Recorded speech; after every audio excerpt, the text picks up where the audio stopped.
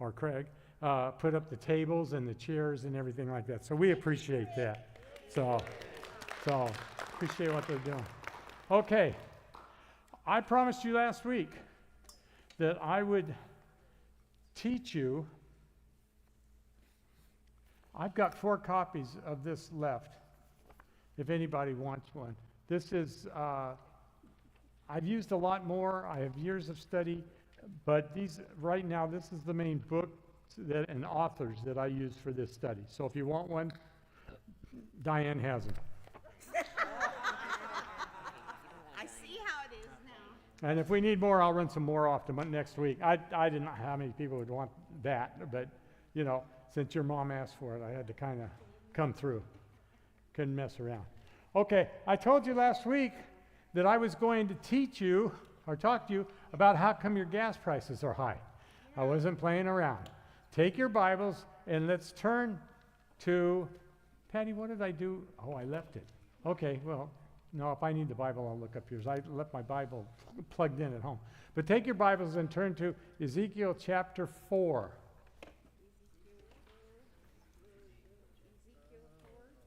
Ezekiel 4. Yeah. Patty, did I give you? I need my copies of those. Of what? Where's the other copy of this? Another one? I don't have it. You need these? No, I don't need those. I need the full copy that I had. And Patty took 4 of them. And I'm looking to see. Yeah, you took 4 pages. There's another 4 pages hanging around. And I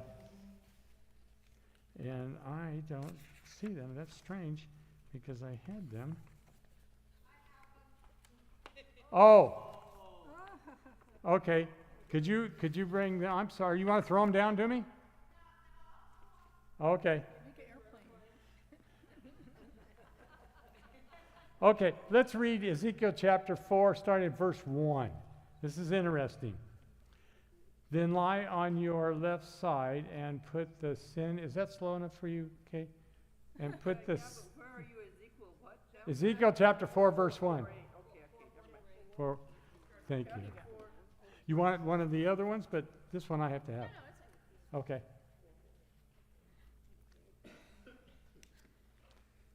Okay.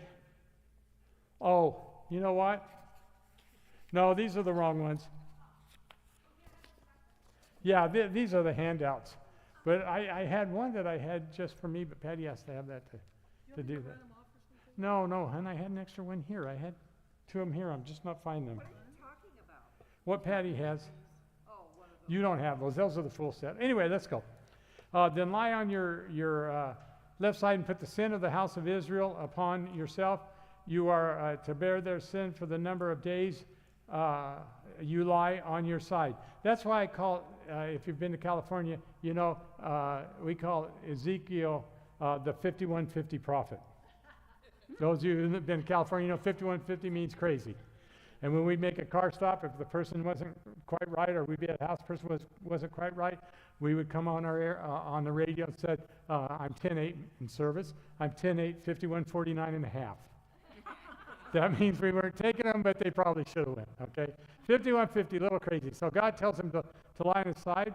Verse 5, I have assigned you the same number of days as the years of their sin. So for 390 days, you will bear the sin of the house of Israel. So he's going to lay on his side for 390 days. Any of you ever read this before, ever know it before?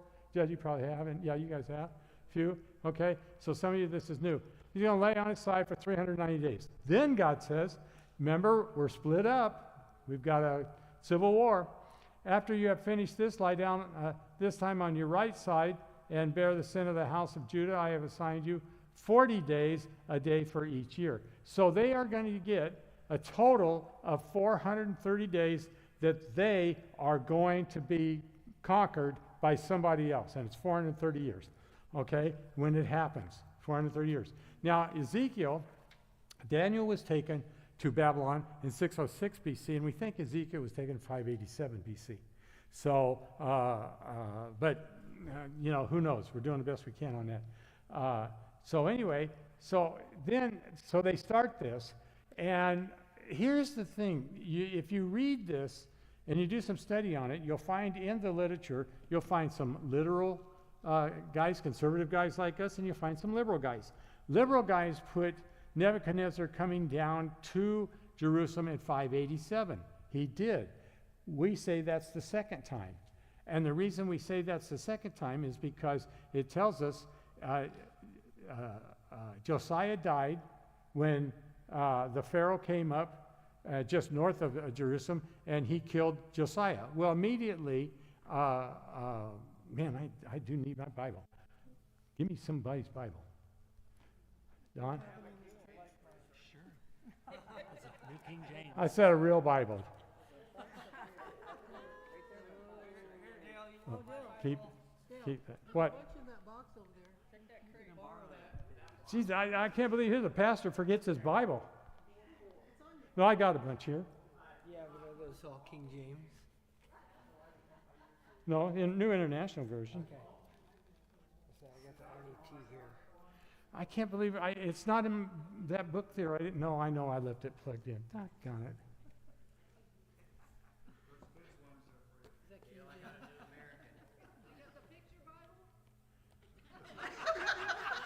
Ah,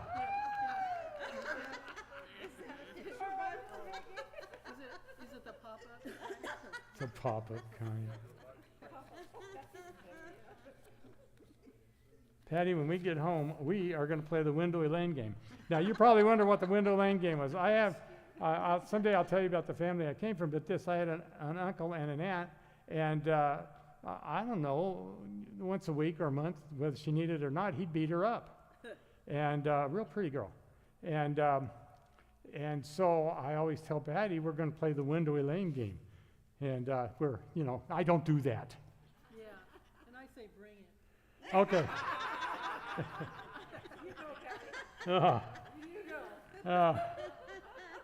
Okay, Daniel chapter 1, verse 1, it says, in the third year of the reign of Jehoiakim, king of Judah, Nebuchadnezzar, king of Babylon, came to Jerusalem and besieged it. Oh, no, don't worry about where we're at. I just read that to you. That's Daniel chapter 1. My point is that he came on the third year. Well, we know that Josiah died in 609. And so immediately he became king. Well, if Nebuchadnezzar came in the third year and Josiah died in 609, it means 606 is when he came.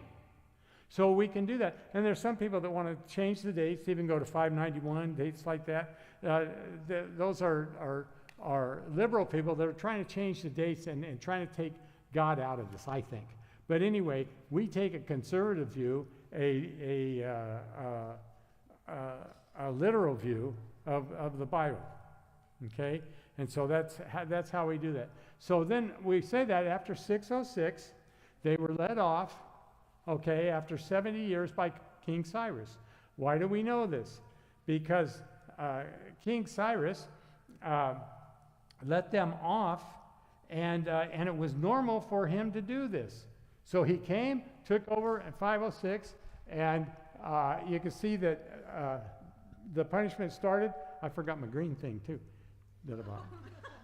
The punishment started at Nisan the first 606. Nisan the first 536 BC. God lets them off their punishment. So what happens is that Cyrus tells them that they can go and rebuild the temple. So they've got all kinds of people in Babylon. Only 50,000 go back, but they do go back. Go to the next slide, hon. This is called the Cyrus Scroll or whatever. I don't know. But it was written and it was found, archaeologists found it, and it tells a story about how Cyrus would always let when they conquered a place, he would let the people that had been captive in those places go back to their place and build their temples and their land back, or their cities back. So that was found. It doesn't mention Israel specifically, but it does say that he did do it, okay? And so he makes this royal decree to go back, And that's one of the historical records, plus it's in the scriptures, okay? So they go back and they do that. And upon arriving, the immediate priority was restoring worship. Before doing anything else, they were to restore the worship, okay? They rebuilt the altar right away to its original size. They resumed the daily sacrifices. But the rebuilding process was quickly stalled, derailed, when the local inhabitants would not let them build it. And I complained to Cyrus and say, these guys are no good, they shouldn't be doing this, blah, blah, blah. Who were these local inhabitants that stopped them from building the temple? We know them as Samaritans. So now you know why the Samaritans and the Jews had such a problem. It started here. And they were very hostile, and it stopped it. But God didn't say, hey, don't let that bother you. He didn't say anything like that. He said, okay, I'll take that into consideration. He didn't say like that. He said, if I let you off, go take care of business. So if you take the 430 years, you minus the 70, and then God lets them off, it comes to 360 BC. Or I'm sorry, you take through the 360 years off, and it comes to 176 BC. Okay? Now, so we go to history, and we go to 176 BC. What happened in 176 BC? Well, I'll tell you the answer. It's easy. Nothing. They were still under rule. So you go, okay, what's happening? They haven't been set free. Does the Bible make a mistake? Was Daniel wrong? Is the Bible with error? Unless. And that's when we go and we read Leviticus. Now, Leviticus is the book that you start in Genesis and you're reading you're going to read the whole Bible that year. You start in January, you're going to read the whole Bible, and you get to Leviticus and it stops. Okay? Because it's very difficult to read, a lot of laws, a lot of stuff like this. However, in Leviticus 26, starting in verse 18, and it's several times in there, but I'll read 18 and a couple to you. God says to Israel, if after all this, if I do all this, if after all this you will not listen to me, I will punish you for your sins 7 times over. Okay? Verse 21 in Leviticus 26. If you remain hostile toward me and refuse to listen to me, I will multiply your affliction 7 times over. Verse 23.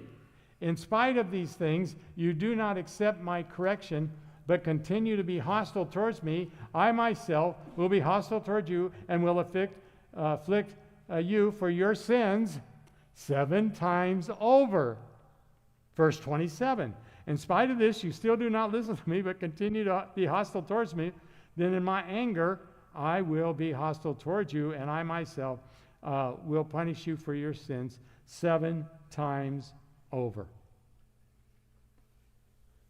So, what we know is they have 360 years left, and God is going to give them how many times? 7 times over. Put up the next slide, Patty.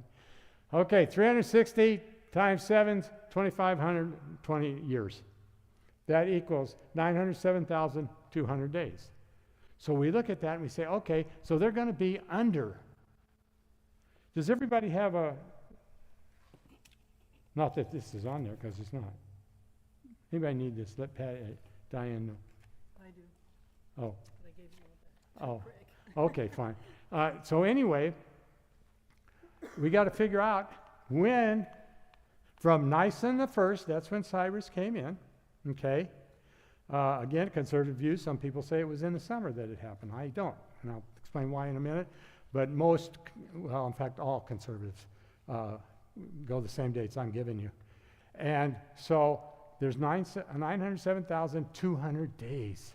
And we have to figure out from Nisan 1st, 536 BC, when they'll be out from under it so they can get out and get on their own rule. Patty, put the date up.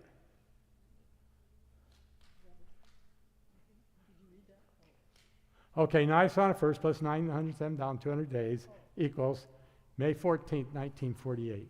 What happened on May 14th, 1948? Israel became a nation again, okay? And at that particular day, what happened, 6 nations, there was 5 but 2 were together, nations declared war on them. Iran wasn't one of them. The Shah was in the Shah was in power then, and he didn't do it. He didn't like them, but he didn't declare war on them. But all the typical 6 nations you would think of declared war on them, because Israel shouldn't have a nation. They don't want them to have a nation. They don't want them to have a people. They don't want anything. Why does this happen? Why did why did Hitler do his thing? Why in 1492 did Spain kick the Jews out? Why has everybody always been against the Jew? Why? Good question, Bill. Well, keep that thought, okay? And I've shared with some of you, you've seen this before. Okay, let's just take Hitler. Hitler kills all the Jews. Okay? If Hitler kills all the Jews, then the Jews don't have a country in 1948. If the Jews don't have a country in 1948, they don't build that temple they're supposed to build. But he killed him for a different reason. No, he didn't. No, he didn't. You're wrong. I'll explain it here in a minute. Okay. And so they don't build the temple. If they don't build that temple, Jesus never comes back to it. If Jesus never comes back to it, Satan never goes in the lake of fire. It's all a spiritual battle. We think of it as a physical battle. He came up with reasons. Those were just his reasons. I'm just saying. Yeah, his reason. No, this is all a spiritual battle. So, in this spiritual battle, but Iran is there. And Iran, in President Dwight Eisenhower in 1957, let's go, 1957, he starts teaching the Shah in Iran how to use nuclear power. And it's a civil nuclear power for power, electricity. It lasts a little while, and the Iranians just don't have much interest in it, and they kind of lose their idea about it. So then it goes on, and then in 1979, the Shah's kicked out with this regime we're dealing with now. Okay? Right after that, in 1980, yeah, you don't have to worry about it. I don't have them all up there. Huh? Just keep track. Okay. In 1980, this regime starts to build a nuclear bomb and try to figure out how to do it. And so since they try to build a nuclear bomb, okay, what happens? Well, in 2026, we go in and we say you can't have a nuclear bomb, and we're in the war today. And we're in the war today, and we pay higher gas prices. Started in 606. Is that the 47 years they're talking about? Going back to where The 47 years we've been fighting with them since 1979. Yeah, since they did it. Napoleon and a couple other people and Hitler figure out that, and I know I don't have this right, but didn't Hitler and Napoleon have this sense to figure out that they could conquer and rule the world? Sorry, I got it wrong. Well, you're off in two different stories. Napoleon kind of did, yes, and he just wasn't good at it. And he was okay. But Hitler did a different thing. And Hitler's idea was to conquer the Middle East. But Hitler first went in 1938. Hitler and Mussolini went and attacked Ethiopia. They attacked Ethiopia because Ethiopia was saying, we have the Ark of the Covenant, and they wanted the Ark of the Covenant. And the Ethiopians claim they took it out and hid it in the forest, and they claim they have it today. So it's a different story, different thing, but that could be what you're thinking about. Yes. And so that it shows you, and the other thing I want to show you is go all the way back to 606 BC, okay? And as you see these things come up, you could say, well, I don't believe that. I don't think it does have anything to do with it. I don't care. I can still draw the line there.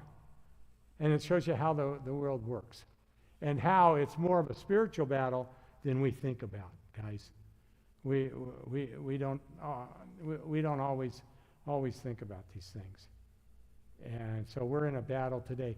What are we in today? Well, we're in a spiritual battle, obviously, with these guys, but we're also in a spiritual battle here in the United States. And we can see them the way that we, as a nation, are turning against Israel. And Genesis chapter 12, I will bless those that bless you, and I'll curse those that curse you. God makes it clear. And so it's going to be very interesting as time goes on. Now, after all that being said, because I said I'd tell you last week, turn to Daniel chapter 2.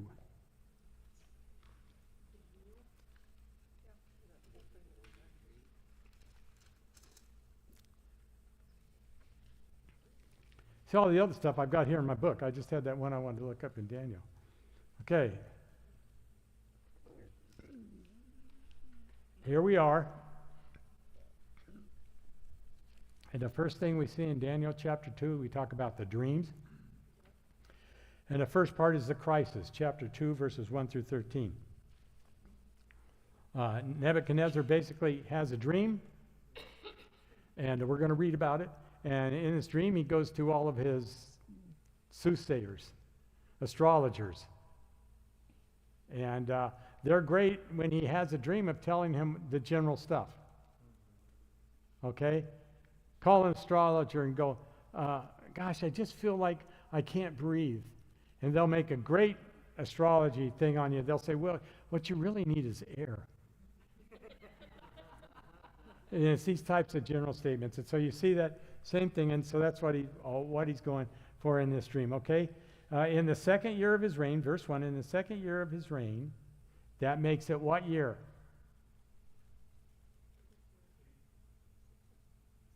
605. 606 in the first year, second year 605. Okay? In the second year of his reign, Nebuchadnezzar had dreams. His mind was troubled, and he could not sleep. So the king summoned all the magicians, enchanters, sorcerers, and astrologers to tell him what he had dreamed.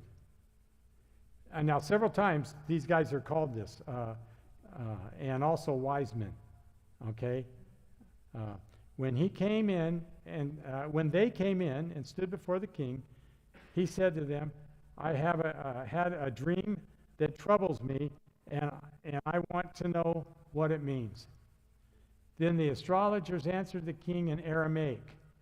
That's important, because from this point we turn from the book being Hebrew to the book being Aramaic from this point on all the way through chapter 7. And that's what is Aramaic? Anybody know what Aramaic is? The slang talking of Hebrew. You're good. There you go.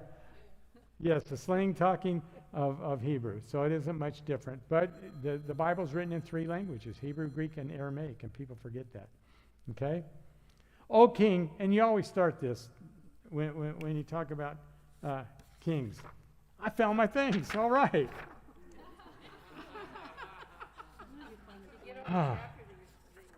I've used them all. Okay. This is the narrative layout. Yeah, we're doing good. Okay. And the way you address a king is, especially Nebuchadnezzar, as you're going to see, he doesn't play around. And like I told you last week, if a general made a mistake, he would kill his children in front of the general and then poke his eyes out. So this guy's a cruel dude. O king, live forever. Tell your servants the dream, and we will interpret it. You tell us the dream, and we'll interpret it. Okay? He's being smart. The king replied to the astrologers, this is what I firmly decided. If you do not tell me what my dream was and interpret it, I will have you cut into pieces and your houses turned into piles of rubble. But if you tell me the dream and explain it, you will receive from me gifts and rewards and great honor. So tell me the dream and interpret it for me. Wow. You tell me the dream first, and then we'll talk. Wow, he's serious about this stuff. Okay? Then the king, in verse 7, once more they replied, let the king tell us, his servants, the dream, and we will interpret it. Then the king answered, I am certain that you are trying to to gain time because you realize that this is what I have firmly decided. If you do not tell me the dream, there is just one penalty for you. You have conspired to tell me misleading and wicked things, hoping the situation will change. So then, tell me the dream, and I will know that you can interpret it for me. Don't bamboozle me. That's what the king's saying. Don't try to pull one over on me. Then the astrologer said to the king, there is not a man on earth who can do what the king asked. No king, however great and mighty, has ever asked such a thing of any musician or enchanter or astrologer. What the king asks is too difficult. Do you know at the news peoples, that's good. The big dinner they had where the guy come running in trying to shoot the president? Press thingy? Yeah. They had that. And you know what they had? They had a guy there who could tell people certain things just by asking a few questions. And he was supposedly knew this stuff and was really good at this. Well, if he's that good, why didn't he tell them there's a guy coming in with a gun? Get out of here. That doesn't work. Okay? And anyway, so he goes on. You're just trying to do this. There's just one penalty for you. You have conspired to tell me misleading and wicked things, hoping the situation will change. So then tell me the dream, and I will know that you can interpret it for me. The astrologers answer the king that there's no man on earth, and I read that, and who can do what the king asked. No king. However, great and mighty, great, and I'm trying to turn my page there. However great and mighty they are, has ever asked such a thing of any musician or enchanter or astrologer. What the king asked for is too difficult. No one can reveal it to the king except the gods. Little g, but they're catching on here. Okay? And they do not live among men. Key issue. This made the king so angry and furious that he ordered the execution of all the wise men. So the decree was issued to put the wise men to death, and men were sent to look for Daniel and his friends to put them to death. Daniel and his friends are considered wise men. So,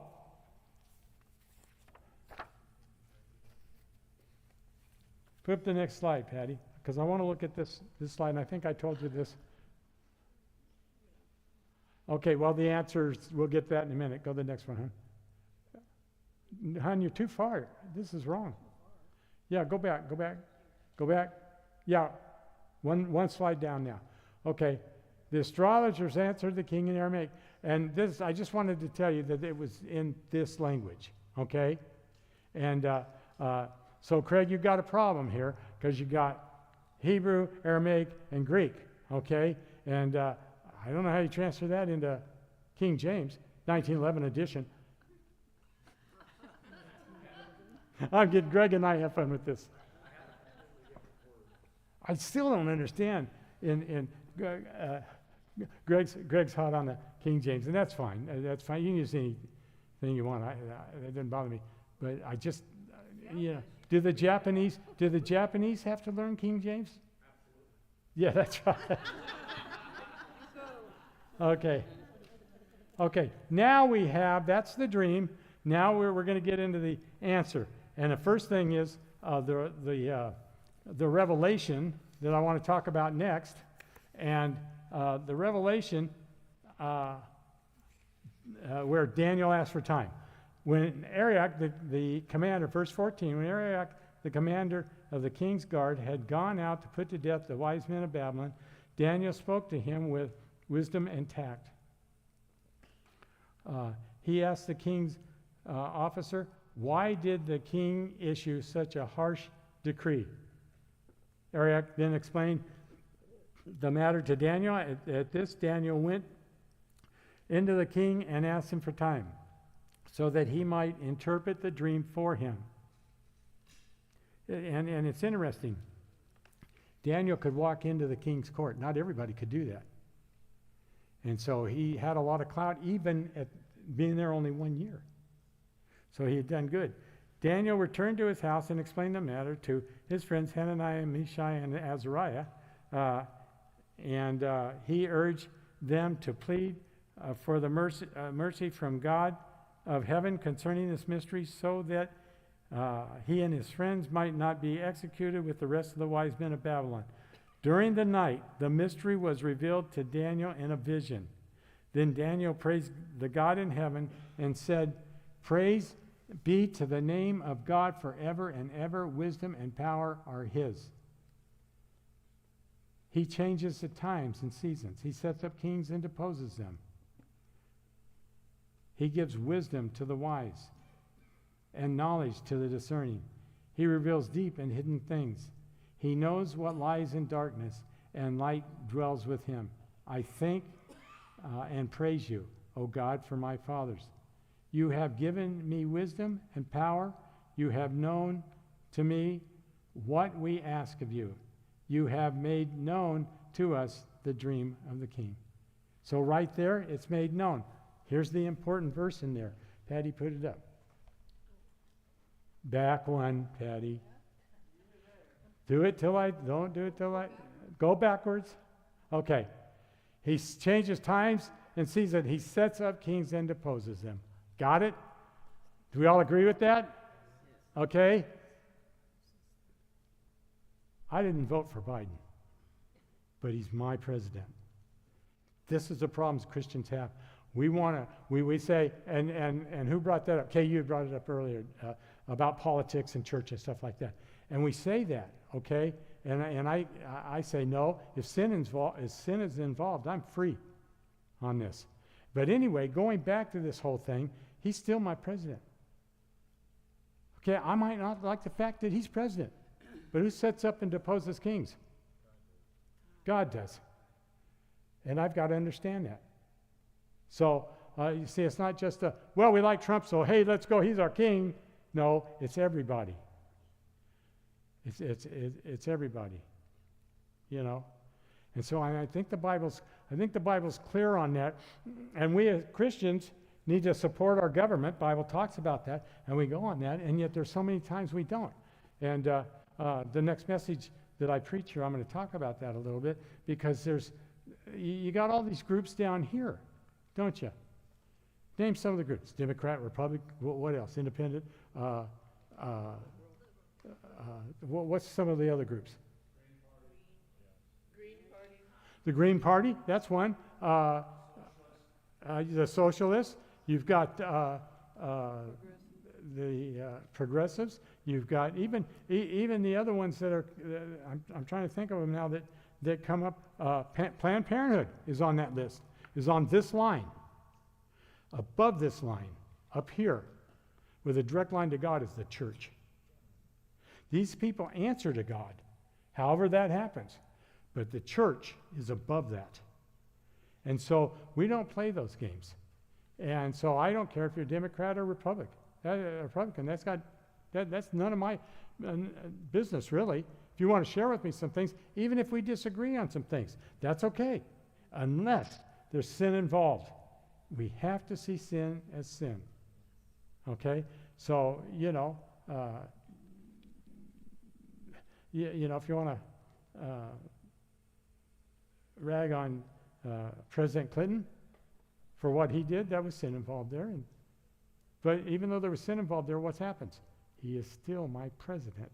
You do not touch my president. You do not try to hurt my president. Because God has set him up. And that's hard for us Christians to accept at that time. This came out in a book 10 years after I was told. I was sitting at my desk. I had retired, and I was sitting at my desk at this church, and I got a call from this guy. And he had worked for me when I was in charge of a national task force, narcotics task force. And he had since then, because he worked for customs or something, and he had since then been transferred to Washington. And so he calls me and says, "Dale, I got something really great to tell you." And he wanted to gossip. And I said, great, that's really cool. Are you at work or at home? And he'd just been there a couple of weeks. And he said, I'm at home. And I said, great, they haven't had time to, tap your phones yet. So tell me. And so he says, well, today Hillary went down into the bottom of the White House. There's a whole thing below the White House. And she went down there and got all the Secret Service guys together. And she said, if you tell anybody anything you see here at the White House, I will have you fired. I don't know where she got the power, but she said it. What was it? What happened is there was a visitor by the name of Markie Post who was on night court. And she would visit the White House every night around midnight. And she wasn't seeing Bill. So take it for what it is. That came out in a book. That meeting came out in a book. 10 years later, some Secret Service guy that had retired wrote it in a book. But the stuff that goes on, what does that mean to me? Nothing. He's still my president. And I know that's hard to get by sometimes, but that's reality. Okay, let's go on. What time is it? Okay, we're doing fine. Okay, the next thing we have is chapter 2, 24 through 35, the presentation. Daniel stands before the king. Then Daniel went to Arioch, whom the king had appointed to execute the wise men of Babylon, and said to him, do not execute the wise men of Babylon. Take me to the king, and I will interpret the dream for him. Arioch took Daniel to the king at once and said, I have found a man among the exiles from Judah who can tell the king what the dream means. The king asked Daniel, also called Belteshazzar. You have Belshazzar in the 5th chapter. This is Belteshazzar. That's Daniel's name. Are you able to tell me what I saw in my dream and interpret it? Daniel replied, no wise man, enchanter, musician, or diviner can explain to the king the mystery he has asked about. But there is a God in heaven who reveals mysteries. He has shown King Nebuchadnezzar what will happen in the days to come. So the dream is about what will happen in days to come. Your dream and the visions that pass through your mind as you lay on your bed are these. As you were lying there on the bed, O king, your mind turned to things to come. And the revealer of mysteries showed you what is going to happen. As for me, this mystery has been revealed to me, not because I have greater wisdom than other living men, but so that you, O king, may know the interpretation that you may understand that went through your mind.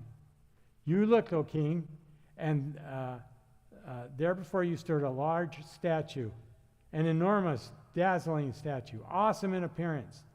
The head of the statue was made of pure gold, its chest and arms, its belly and thighs of bronze, its legs of iron, its feet partly of iron and partly of baked clay. While you were watching, a rock was cut out, but not by human hands. It struck the statue on its feet of iron and clay, and it smashed them. Then the iron, the clay, the bronze, the silver, and the gold were broken into pieces at the same time and became like chaff on the threshing floor in the summer. The wind swept them away without leaving a trace. But the rock that struck the statue became a huge mountain, and the whole earth filled. That's what the dream is about, king. Okay? Let's have the interpretation. Verse 36. This was the dream, and now we will interpret it to the king. You, O king, are the King of kings. The God of heaven has given you dominion and power and might and glory, and in your hands he has placed mankind and the beasts of the field and the birds of the air. Wherever they live, he has made you ruler over them. You are that head of gold. Whoever controls Israel controls the world in this time. Okay, it's going to change, but in this time, that's how they did it. That's why you can say these things to him. 39. After you, another king will rise. After you, another king will rise, inferior to yours. Next, a third kingdom, one of bronze, will rule over the whole earth. Finally, there'll be a fourth kingdom, strong as iron. The iron breaks and smashes everything, and as iron breaks things to pieces, so it will crush and break all the others. Just as you saw that the feet and the toes were partly clay and partly iron, so this will be a divided kingdom, yet you will have some of the strength of the iron in it. Even as you saw the iron mixed with clay, as the toes were partly iron and partly clay, so the kingdom will be partly strong and partly brittle. And just as you saw the iron mixed and baked with clay, so the people will be a mixture and will not remain united, any more than the iron mixes with clay. In this time of those kings, the God of heaven will set up another kingdom that will never be destroyed, nor will it be left to another people. It will crush all those kingdoms and bring them to an end, but it will itself endure forever. This is the meaning of the vision out of the rock of the mountain, but not by human hands. Others are, all the others are by human, conjuring humans, but this is the kingdom that is not. A rock that broke the iron and bronze, the clay, the silver, and the gold to pieces. The great God has shown you, the king, what will take place in the future. The dream is true and the interpretation trustworthy. Wow. He lays out a whole thing. All we have to do then is go back through history. Then he gets a promotion. We'll get to that in a minute. Then he gets promotion. Nebuchadnezzar falls prostrate, acknowledges Daniel's God as the Lord of Kings. He's going to get more serious about his dedication to God. And that's why I think we'll see Nebuchadnezzar in heaven. I think he becomes a believer, and we'll get more of that in chapter 4. But here he says he's the Lord of Kings. And promotes Daniel and his friends to high position. Let's go back. I want to go back, Patty, to verse 43. The king said, go back one. And just as you saw the iron mixed with clay, baked clay, so the people will be a mixture and will not remain united any more than iron mixes with clay. You guys that have studied some of this before, Becky, I'll come to you. You have been taught, probably, that because those two legs come down, and we're going to identify those as Rome, that the feet are made up of Rome and some other stuff. Wrong. Absolutely wrong. It's not going to be Rome. Could be, but probably not. It's going to be a bunch of nations that are weak, and they have these some of the iron, some of the strong stuff in them. So it's weak and strong. What do we have today? We are. I put on there. I put on there that we are. That we are.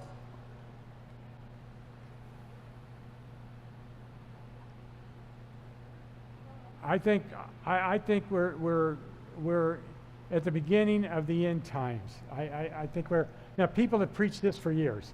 In 1980s, Jesus was coming back, and there was 88 reasons why Jesus was coming back in 1988. There was a book written, and all this kind of stuff. And in the 70s, they had all kinds of stuff that Jesus was coming back then. No, and how can I say that? Because it hasn't happened. But I can say of one event that I think started us in the end times, 9/11.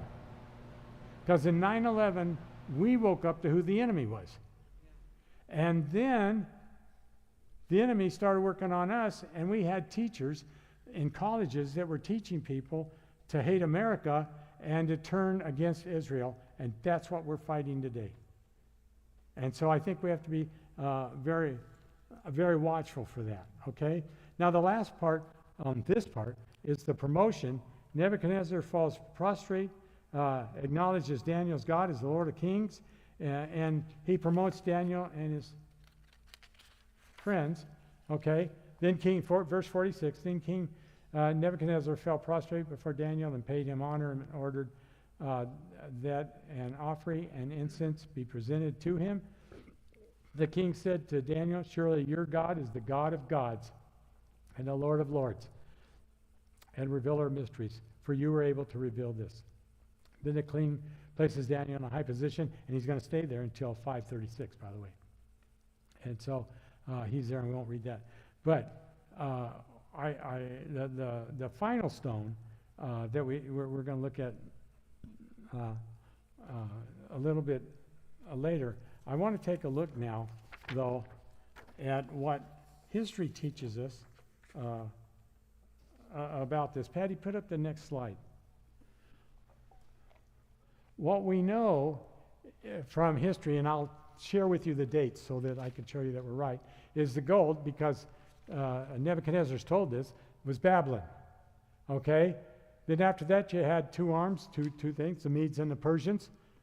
And then after that, you had the Greeks, the Grecians. Oh man, they explain them real well as we go through the book. And then you had the Romans, and then you had the kingdoms of weak and strong. And any questions? Go ahead, Becky. I thought it was like the revised Roman, like the European Union. That's what you go back to the older. Yeah, you go back to the older theologians. That's what they'll say. But what is the iron then? The iron is something that's strong. Doesn't have to be the Roman Empire. It's something that's strong. Yeah, could it be the Roman Empire? Yeah. All I'm saying is everybody jumps on that and says it's the Roman Empire mixed with that, so the Roman Empire has to come back. Well, I don't see that happening. I don't see that happening. Unless, and we'll get into this in the book of Revelation, could that be the Pope? So we'll know. But go back, yeah. Yeah, no. Yeah, well, I think it's partly Europe too. I think Europe's the clay. I just wonder who the steel is. United States, China, and Russia. See, and so we don't know. We don't know. That's what I'm saying. And the clay is all the weak people, the weak nations. And you know who they are. You could name the weak nations, okay? And so but they're a mixture, and they get a say-so. Why do they get a say-so? Because they belong to the United Nations. So we see some of that. And that's what, when I look at the world today, could be totally wrong. 100 years from now, if Jesus tarries, could be worse. Okay? The rock hits that and destroys all that. There is no doubt that the rock that we read about, and we're going to read about him again, is Jesus Christ. There's no doubt. And that does away with all human governments, and we have a spiritual government, Jesus Christ. Now, they've tried to have spiritual governments before, haven't they? When the church took over these governments, it threw us into what we know as the Dark Ages. Because the church was never meant to be a government, guys. No. I mean, I'd like it. Because if the church was a government, I would have all you guys giving your taxes to me. For some reason, people always laugh at that. I don't know why. But that's the thing. Okay, Patty, put up the next slide. Man, I spent $25 buying this nice green thing, and I left it plugged in at home. What an idiot. It's Patty's fault. Okay, Patty's the one who married an idiot, not me. Okay, here we are at the head, chest, arms, belly, thighs, legs, feet, and toes, right? Okay? The material element is the fine gold, silver, bronze, iron and clay. The historical empire, and we'll show you this by the dates here in a minute, Babylon, Medo-Persian, Grecian, Roman, divided kingdoms. Okay? Defining attribute. Absolute authority Nebuchadnezzar had. Dual alliance, the Medes and the Persians. Okay? Rapid expansion. Oh man, Alexander the Great went over the world very quick. Okay? Crushing strength, the Romans. They crushed everybody. And then fragile division. Okay? That's exactly what they are. Now let's look at the next slide. Patty, put it up. Okay, statute, historical empire dates, and specific gravity. Okay? Head, chest and arms, belly, legs, feet, and toes. Okay, historical empire, we've shown you those. Now, here's the dates. Babylon went from 626 to 536. Okay? The next one, Medes and the Persians, and we get in Daniel chapter 5, you'll understand how they did it on the exact day. 536 to 331, they were silver. Greeks were 331 to 168. The Romans were 168 to 476. But another part of them, they were 2 legs. And people don't realize that because they'll say the Roman government died in 476. That's only one of the legs. The other leg, Constantinople or Istanbul, did not die till 1453. They still had a kingdom. Okay? So they died at 2 different times. Okay? And then this one down here is unknown. Okay? And you see what they are there, gold, silver, down there. Now let's go to the specific gravity. What is specific gravity? That's a difficult one, isn't it? Watch how the Bible tells us this. Specific gravity is when you put something in water, how fast it'll sink. Okay? Gold, 19.5, it's heavy. Silver, 10.5, a little less. Bronze, 8.5, it's less. Iron's 5.5. Iron and clay in an equal mix is 1.9. So as God is writing this thing along, he seems to know some of this stuff. Stuff that I don't know if, and I have to be honest with you, I don't know if Daniel would have known. Although Babylon knew a lot. They knew 7 of the 9 planets already. So they had done some stuff in that. So they were pretty good about this. Okay? Next slide, hon. Okay? That I just explained to you that in 1453 they'd taken over by the Byzantine Empire, and that ended it. Okay, go to the next one, hon. Okay, now we've got Babylon, the same thing. We go down our list, and we've got gold, silver, brass, iron, clay, and stone. And in Daniel chapter 7, we're going to see these same things: a lion, a bear, a leopard, beast with iron teeth, 10 horns, and son of man. We're going to see these same things again. And this is where people say it has to be that 10-state confederation. We're going to get into that in Daniel chapter 7, okay? And I'll have to explain why I think it's the several things, okay? And you can tell me how you're wrong, and that's okay. Now, Becky and I have a great relationship, and we go through this stuff all the time because she's sharp. Okay, now, in Daniel chapter 8, we got the ram, the goat, a satanic kingdom, okay, and then the everlasting kingdom. Notice I have that one arrow going to the 4 horns. These 4 horns are extremely important. Go to the next one, hon. The stone's the final kingdom. You got that. Go to the next one. Okay. Origin not by human hands. We've already gone that. Kingdom of divine, not political origin. Go to the next one. That's the action. It strikes the feet. We've talked about that. I won't go over that again. And the result that shatters all the previous earthly systems. I've been over that. Go to the next one. Finally, I get back to my. Okay, when Alexander the Great died, a drunk, and when he died, he left his kingdom, the Greek kingdom, to these 4 generals: north, south, west, and east. And we're going to read kind of from the northeast. And anytime you say they come from the northeast, put Jerusalem in the middle and go north and east and make yourself a pie chain, okay? What happens there? That, as we're going to read, is where the Antichrist comes from. And what's his name, Patty? Yes. Yes. The Left Behind series, okay? In the Left Behind series, they had the Antichrist coming from Romania. That's why. What's that? Tim LaHaye, thank you. He's now gone to be with the Lord and knows where he was wrong in that book and where he was right. I read all 12 books or whatever it was. It was great. It was great. But anyway, and that sets up this whole thing on what we're going to see later on, the Antichrist. And it comes from that corner, okay? Patty, put up the next slide. Okay, next week, look at this. 1 minute before 7. Next week, we're going to talk about bow or burn. And it's going to be a lot more than Shadrach, Meshach, and Abednego going into the fiery cave thing. Okay? Any questions? Right here, Dale. Yes. When you said that tide going up to the northeast, what was the last state, city, whatever you called it? What was it?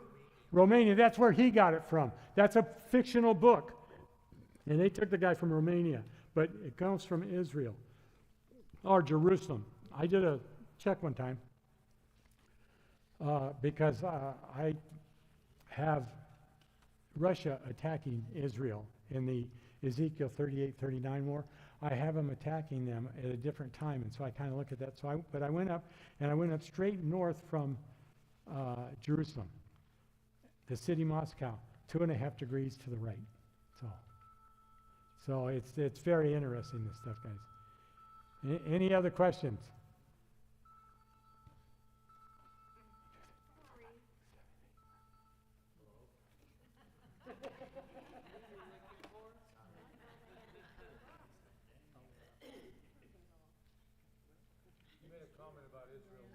Go ahead. You made a comment about Israel and being conjoined with the world leader at that point in time. That follows in the case of where possibly the Antichrist befriends Israel, giving them what they want. Well, for 7 years, we know he signs a covenant. We'll get that in Daniel chapter 9. And for 7 years, he'll sign a covenant. He'll break it in 3.5, Revelation chapter 12. And so, yeah, we see that. Here's the question, though, that I think is going to come up when we get to it. No matter where he's from, is he Jewish? Interesting. And we'll have to, you can go both ways on it, but it's interesting stuff. Okay? Okay. So, okay. Tell your friends we still have seats left, and that's good. And so we'll